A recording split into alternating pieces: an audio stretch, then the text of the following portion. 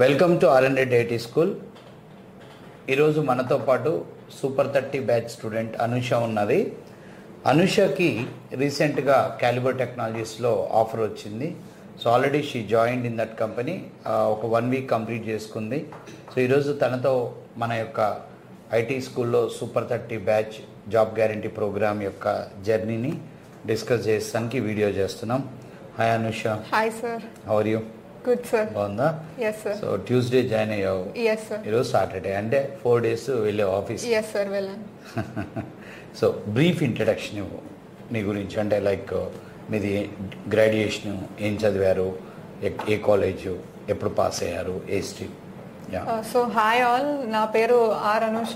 నేను 2024లో Keshav memorial institute of టెక్నాలజీలో BTech complete చేశాను, సిఎస్సిలో. దాని తర్వాత బీటెక్ సిఎస్. దాని తర్వాత అవగానే నాకు కాలేజ్లో అన్ని ప్లేస్మెంట్స్ లేకపోవడంతో. ఓకే, ఇంటర్మీడియట్ ఎక్కడ చదివావు? నారాయణ జూనియర్ కాలేజ్లో చదివాను. Narayana junior. Okay. Schooling slate the స్కూల్లో చదివాను సార్, హ్యాబిట్స్. ఓకే. మీ పేరెంట్స్ ఎక్కడ? అంటే మీ డాడీ ఏం చేస్తాడు? మా డాడీ సివిల్ సూపర్వైజర్ సార్. ఏం పేరు? R Sriramulu sir. ఎక్కడ ఉండేది? మేము ఉండేది Karman Ghat side sir. Karman Ghat, right sir. So ఇక్కడ ఫస్ట్ పాయింట్ ఏంటంటే BTech Keshav memorial. Keshav memorial is one of the branded engineering college. అక్కడ క్యాంపస్ ప్లేస్మెంట్స్ ఉంటాయి కదా, ఏం జరిగింది? రిసెషన్ అవడంతో అంత ప్లేస్మెంట్స్ ఏం రాలేవు సార్. కొంతమంది వెళ్ళిపోయారు, జాబ్స్ వచ్చాయి. ఎస్ సార్, కొన్ని వచ్చాయి, చాలా తక్కువ వచ్చాయి, బట్ వచ్చాయి సార్. వచ్చాయి. Yes sir. ఓకే. సో తర్వాత ఇక్కడ ఇన్స్టిట్యూట్ ఉంది అని ఎవరు చెప్పారు? మా నేబర్ అంకుల్ ఇన్స్టిట్యూట్ గురించి చెప్పారు. వాళ్ళ డాటర్ కూడా ఇక్కడ ట్రైనింగ్ తీసుకొని జాబ్ తెచ్చుకున్నారు సార్. సో అంకుల్ మమ్మల్ని తీసుకొచ్చి మరి జాయిన్ చేశారు. వాళ్ళ ఫాదర్. Yes sir. సో ఆమె మీ పక్కన ఉంటది, మీ ముందు బ్యాచ్. ఆమె జాయిన్ అయిన కంపెనీలోనే నీకు ఇప్పుడు జాబ్ వచ్చింది. సేమ్ కంపెనీ, ఇద్దరు కలిసిపోయి వస్తున్నారా?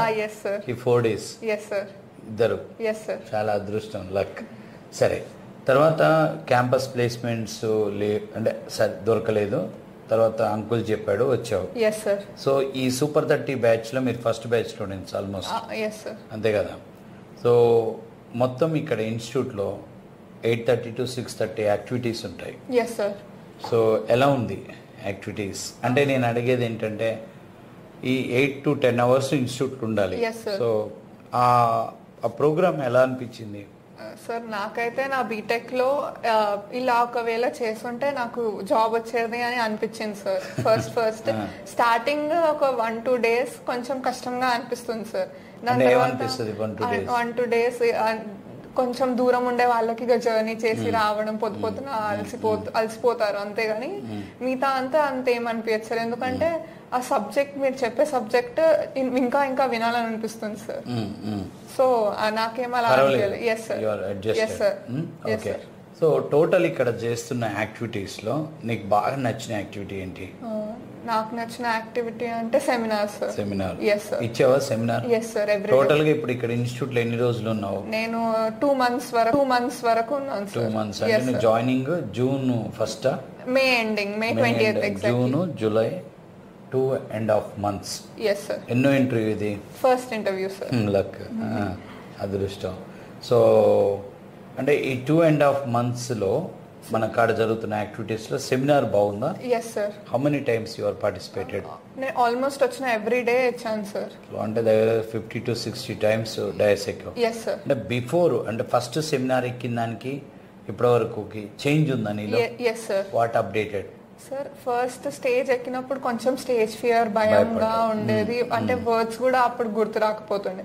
దాని తర్వాత నెక్స్ట్ డే సార్ వాళ్ళు ఇచ్చిన గైడెన్స్ తో, అంటే ముందు రోజు మంచిగా ప్రిపేర్ అయ్యి వస్తుంటే అప్పుడు ఇక స్టేజ్ ఎక్కగానే మనకు టాపిక్ అంతా గుర్తుంటుంది కాబట్టి మంచిగా డెలివర్ చేయగలిగాం సార్ సెమినార్స్ అన్ని.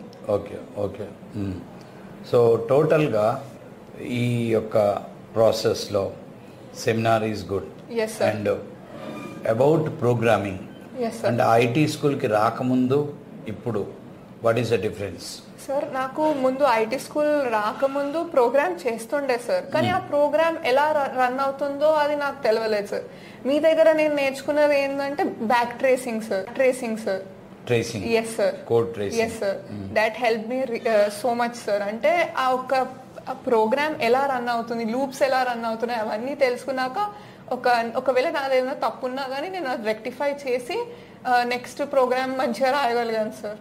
సో ఆ ట్రేసింగ్ చేస్తావా? Yes sir. ఇంకా ఇప్పుడు అంటే లైక్ టోటల్ C# క్లాసెస్ లో oops ఇవన్నీ ట్రేసింగ్ చెప్తుంటాను. You have seen all my videos. So ఆ C# లాజిక్స్ లో ప్రతి ప్రోగ్రామ్ ట్రేసింగ్ చేస్తాను. I do in with board, digital board. మీరు పెన్నుతో చేసావా? అప్పుడు మరి అంటే ఒక ప్రోగ్రామ్ ట్రేసింగ్ చేయడానికి ఒకసారి 15 minutes 20 minutes పడుతుంది. ఊప్స్ లో అయితే చాలా time. When you create object ఎలా క్రియేట్ అవుతుంది, రెఫరెన్స్ వేరియబుల్ ఆబ్జెక్ట్ ఎలా పాయింట్ చేస్తుంది, ఇన్స్టాన్స్ వేరియబుల్ ఎక్కడ క్రియేట్ అవుతుంది, లోకల్ వేరియబుల్ ఎక్కడ అవుతుంది, స్టాటిక్ వేరియబుల్ బయట అవుతుంది, ఇన్స్టాన్స్ మెథడ్ హోల్డ్ ఎక్కడ ఉంది, సో ప్రాపర్టీ ఎలా సెట్ చేస్తుంది, గెట్ చేస్తుంది. ఈ మెమరీ అలొకేషన్ అంతా నేను ఎక్స్ప్లెయిన్ చేస్తూ డ్రా చేస్తాను. But have you drawn that? yes sir, I did sir. Did you enjoy that time? Yes sir, I really enjoyed a lot sir. Bore కాలేదా? No sir, bore అనేది లేదు. ఆ programme ఎలా అర్థం అవుతుందో అది అర్థం చేసుకుంటే ప్రోగ్రామ్ వచ్చేస్తుంది సార్. చాలా ఈజీ అయిపోతుంది ప్రోగ్రామ్.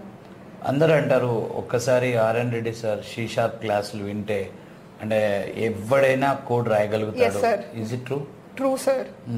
సో మరి మన ఇన్స్టిట్యూట్కి వచ్చి కూడా కోడింగ్ నేర్చుకోలేక జాబు వరకు వెళ్ళకుండా ఉంటారు కొంతమంది, అంటే డ్రాప్ అవుతారు. సో ఎందుకంటావు, అంటే నీ ఒపీనియన్? నా ఒపీనియన్ బట్టి అయితే వాళ్ళు కరెక్ట్ గా వినలేకపోతే అలా అవుతుంది. వినకుండా స్కిప్ చేయటం, ప్రాసెస్ స్కిప్ చేయకూడదు. వీడియో అసలు ఏం స్కిప్ చేయొచ్చు sir. Everything is important, every part is very line, every pin point is important. అంటే దానికి ఫస్ట్ పేషెన్సీ ఉండాలి, నెక్స్ట్ ఇంట్రెస్ట్ ఉండాలి, కసి ఉండాలి, ఓపిక ఉండాలి, చాలా ఓపిక ఉండాలి. ఉంటే you can learn. In your batch only you have seen now. ఇప్పుడు క్యాలిబర్ లో ఎంతమంది సెలెక్ట్ అయ్యారు, ఇంక్లూడింగ్ జాహ్నవి? ఎంత నెంబర్ ఎంత? ఇప్పుడు మీ బ్యాచ్ మొత్తం 5 + 7 2 + 1 5 + 3. First 5 when they came here drive conduct చేస్తే 5 సెలెక్ట్ అయ్యారు. తర్వాత మీరు 3 వెళ్ళి 2 సెలెక్ట్ అయ్యారు. మళ్ళీ జాహ్నవి సెలెక్ట్ అయింది సేమ్ కంపెనీలో. విత్ ఇన్ 10 days లో వి గాట్ 8 ఆఫర్స్. ఇందులో AGBSC స్టూడెంట్ నిహారిక ఉంది, బీకామ్ స్టూడెంట్ వెంకట్ ఉన్నాడు, BSc స్టూడెంట్ గణేష్ ఉన్నాడు, బీటెక్ వాళ్ళు 24 వాళ్ళు 3 ఉన్నారు, పవన్, వెంకటేష్, నువ్వు, అండ్ బీటెక్ 23 జాహ్నవి. అంటే మిక్స్డ్ పీపుల్ ఉన్నారు 8. సో అంటే ఇప్పుడు రియల్గా ఓన్లీ బీటెక్ వాళ్ళే ప్రోగ్రామింగ్ నేర్చుకుంటే ఇప్పుడు ఆ బీకామ్ స్టూడెంట్కి, BSc స్టూడెంట్కి, AGBSC స్టూడెంట్కి ఎక్కడ ఉండదు కదా అది అన్నట్టు. ఓకేనా? రైట్.